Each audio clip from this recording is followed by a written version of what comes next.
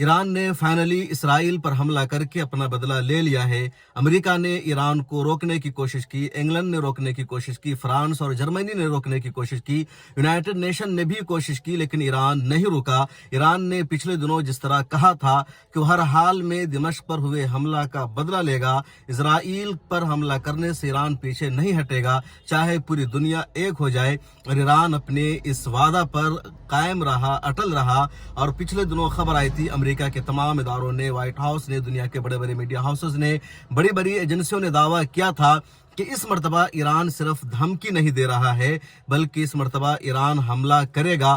دنیا کے کئی بڑے بڑے ملکوں نے ٹریول ایڈوائزری بھی جاری کر دیا تھا کہ ان کے یہاں کے لوگ، ان کے ادھیکاری، ان کے آفیسرز یا ان کے شہری اسرائیل کا سفر نہ کریں، مڈل ایسٹ کا سفر نہ کریں، وہاں کچھ بھی ہو سکتا ہے۔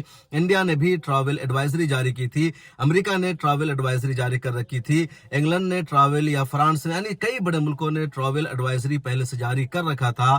اور آخرکار یہی ہوا، حملہ کرنے سے پہلے دنیا بھر کے لوگ سوچ رہے تھے، تجزیہ کر رہے تھے کہ ایران اس مرتبہ بھی دھمکی دے رہا ہے، ایران حملہ نہیں کرے گا، لیکن ایران نے حملہ کر دیا۔ اور ایران کے حملہ کرنے سے پہلے عراق، جورڈن اور مڈل ایسٹ کے زیادہ تر ممالک کے جو ایئر اسپیس ہے اس کو بند کر دیا گیا تھا۔ ان ممالک میں کوئی بھی فلائٹ نہیں ایکٹیو اڑ رہی تھی۔ اس کے علاوہ دنیا بھر کے زیادہ تر ممالک نے اسرائیل کے لیے اپنی فلائٹ سروس کو کینسل کر دیا تھا۔ ان ملکوں نے اسرائیل کے لیے تمام تر دروازے بند کر دیے تھے، اور رات کے 12 بجے ایران نے ڈرون سے حملہ کیا، اور اسرائیل سے خبر آ رہی ہے کہ 300 سے زیادہ ڈرون سے حملہ ہوا ہے اسرائیل پر۔ خود ایران سے بڑی تعداد میں میزائل اور ڈرون سے حملہ کیا گیا۔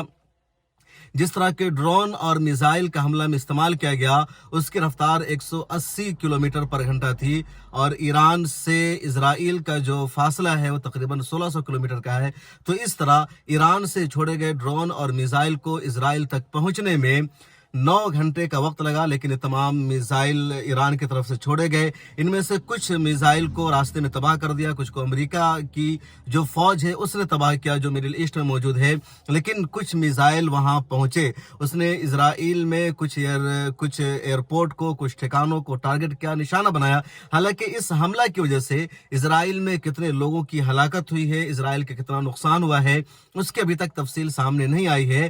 امریکہ کی ایک میڈیا کی رپورٹ کے مطابق ایران نے جن میزائل اور ڈرون سے حملہ کیا تھا اسرائیل پر، ان میں سے 70 کو بحیر احمر میں امریکی نیوی نے ناکام بنایا۔ اس کے علاوہ کچھ کو جورڈن کی جو نیوی ہے یا جورڈن کی جو ایئر فورس ہے اس نے ناکام بنایا۔ ایران سے جو ڈرون گئے تو ایران سے عراق، پھر عراق سے جورڈن، اور جورڈن سے لبنان ہوتے ہوئے اسرائیل گئے، کچھ جورڈن سے ڈائریکٹ اسرائیل پہنچے۔ اب عراق نے تو کسی طرح کا چھیڑ چھاڑ نہیں کیا، عراق میں جو امریکی سینا رہتی ہے وہ بھی ان کو نقصان نہیں پہنچا سکی، لیکن جورڈن نے اپنے ایئر اسپیس کو بند کر دیا۔ جورڈن میں جو امریکہ کی فوج رہتی ہے، خود جو اسرائیل کی فوج ہے وہ ایئر اسپیس کے ذریعے وہاں پہنچنے کی کوشش کرتی ہے، اور جورڈن میں ہی بہت زیادہ جو ڈرون تھے ان کو ڈسپلیس کیا گیا، ناکام بنایا گیا۔ پھر اسرائیل میں آئرن ڈوم نے ان سب کو ناکام بنایا، لیکن اس کے باوجود ایران سے چھوڑے گئے ڈرون کی بڑی تعداد اسرائیل پہنچتی ہے، وہ ٹارگٹ پر پہنچ جاتی ہے، ہدف تک کو ان لوگوں نے نشانہ بنایا، اور اسرائیل کا نقصان ہوا۔ اور یہی وجہ ہے کہ ایران کی طرف سے حملہ ہو جانے کے بعد اسرائیل میں بڑے پیمانے پر اختلاف پیدا ہو گیا ہے۔ اسرائیل میں جن لوگوں کی حکومت ہے ان میں اختلاف برپا ہو گیا ہے، وواد ہو گیا ہے، اور لوگ یہ کہنے پر مجبور ہے کہ ایران نے ہمارے گھر میں گھس کر ہمیں مارا ہے، ہم پر حملہ کیا ہے۔ اور ایران کی جو چالاکی تھی یا ایران کی جو ذہانت کہیے کہ ایران نے اسرائیل پر حملہ کرنے سے پہلے پوری دنیا کو بتا کر حملہ کیا، اور پوری دنیا کو کہا ایران نے کہ 1 اپریل کو دمشق میں ہمارے سفارت خانہ پر، ہماری ایمبیسی پر اسرائیل کا جو حملہ تھا وہ حملہ ہماری خود مختاری کے خلاف تھا، وہ بین الاقوامی قانون کے خلاف حملہ تھا۔ ایران نے یہ بھی کہا کہ اگر یونائٹڈ نیشن کی سیکورٹی کونسل اس حملہ کی مذمت کر دیتی ہے تو ہم اسرائیل پر حملہ نہیں کریں گے، لیکن UN کی سیکورٹی کونسل نے ایسا نہیں کیا۔ اس کے بعد ایران نے کہا تھا کہ ہم بدلہ لیں گے اور دنیا کی کوئی طاقت نہیں روک سکتی ہے۔ امریکہ نے پوری کوشش کی کہ حملہ رک جائے، لیکن ایسا نہیں ہوا، اور آخرکار ایران نے حملہ کر دیا ہے۔ ایران نے حملہ کرنے کے بعد ایران کے جو فوجی ہیں، ایران کے جو پاسداران انقلاب کے کمانڈرز ہیں، جو میجر ہیں، ان کا بیان سامنے ہے، ان کا کہنا ہے کہ ہمارا ऑपरेशन मुकम्मल तौर पर कामयाब रहा, हमने हदफ को टारगेट किया, हमें इसमें कामयाबी मिली, और जो हमारा ऑपरेशन था, हम जो बदला लेना चाह रहे थे, उसमें हमें कामयाबी मिल चुकी है। अब मजीद कोई हमला फिलहाल नहीं होगा, ये ईरान की तरफ से बयान आया है।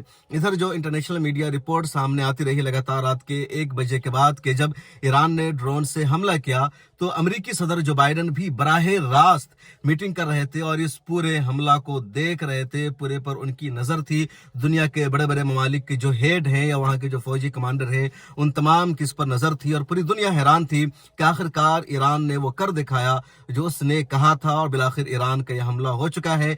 लेकिन ईरान के इस हमला से नुकसान कितना हुआ है इजराइल का, उसकी डिटेल्स तो सामने नहीं आई है। लेकिन सबसे बड़ी बात यह है कि इजराइल जब तक खुद को महफूज समझ रहा था या इजराइल को ये लग रहा था कि अमेरिका उसका साथ दे रहा है और अमेरिका की वजह से कोई भी इजराइल को उसके घर में घुसकर नहीं मार सकता है, कोई भी इजराइल पर हमला नहीं कर सकता है, या कहीं से ड्रोन के जरिए या मिसाइल के जरिए इजराइल को टारगेट नहीं किया जाएगा और इजराइल जहां चाहेगा ड्रोन से हमला करेगा, मिसाइल से हमला करेगा। अब वैसा नहीं है, बल्कि ईरान जैसे ममालिक की ताकत रखते हैं कि अमेरिका का साथ न होने के बावजूद भी अगर उसकी खुद मुख्तारी पर हमला होगा तो वो बदला ले लेंगे। और ईरान ने कर दिखाया है, ये सिर्फ इजराइल पर हमला नहीं बल्कि अमेरिका पर भी हमला है। ये सिर्फ इजराइल की जिल्लत और हार नहीं बल्कि अमेरिका की भी हार है। अमेरिका खुद को सुपर पावर कहता है, लेकिन वो भी इजराइल को इस हमला से बचाने में नाकाम रहा। इस वीडियो में इतना ही। कमेंट सेक्शन में अपनी राय आप जरूर लिखिए।